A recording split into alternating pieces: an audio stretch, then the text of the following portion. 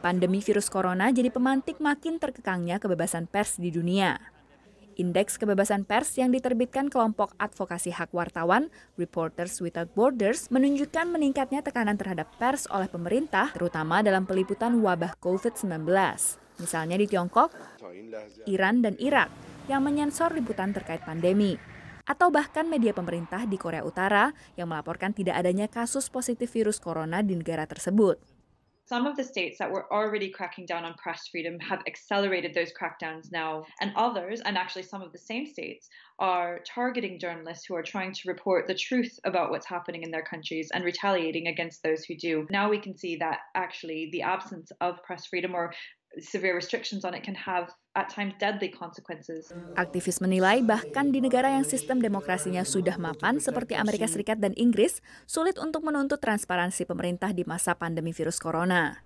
Sekjen PBB pun menuntut pemerintah untuk transparan dalam menghadapi krisis kesehatan global ini. More than ever, governments must be transparent, responsive, and accountable. Civic space and press freedom are critical. Selain menyensor, perluasan pengawasan informasi yang dilakukan pemerintah disinyalir akan berdampak negatif pada demokrasi dalam jangka panjang. Keamanan profesi wartawan masih terus menjadi sorotan utama. Reporters Without Borders melaporkan sedikitnya 49 wartawan di seluruh dunia terbunuh pada tahun 2019. Sekalipun angka wartawan yang terbunuh di daerah konflik menurun, namun semakin banyak wartawan yang tewas dengan dugaan pembunuhan di negara-negara yang dinilai aman seperti Irlandia Utara dan Malta. Indonesia menduduki posisi ke-119 dari 180 negara dalam Indeks Kebebasan Pers. Naik 5 peringkat dari tahun lalu, namun masih menempatkan pers Indonesia dalam kategori rentan persekusi. Saat ini kebebasan pers di Indonesia sedang mendapat ujian yang sangat besar. Revisi Undang-Undang Kitab Hukum Acara Kitab KUHP misalnya, itu memuat pasal-pasal yang bisa membelenggu pers, misalnya penghinaan terhadap kepala negara dan seterusnya.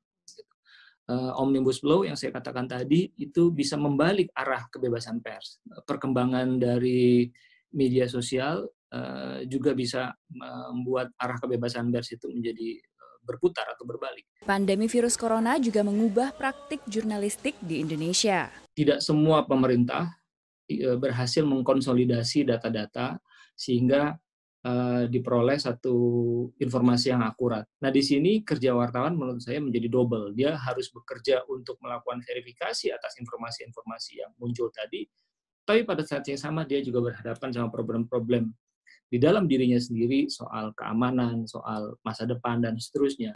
Data Committee to Protect Journalists, organisasi advokasi wartawan, menunjukkan sedikitnya ada 10 wartawan Indonesia dalam kurun waktu 27 tahun yang dibunuh dengan motif yang terkonfirmasi. Sementara puluhan kasus pembunuhan wartawan masih belum terselesaikan. Dari Washington DC, Virginia Gunawan dan tim VOA.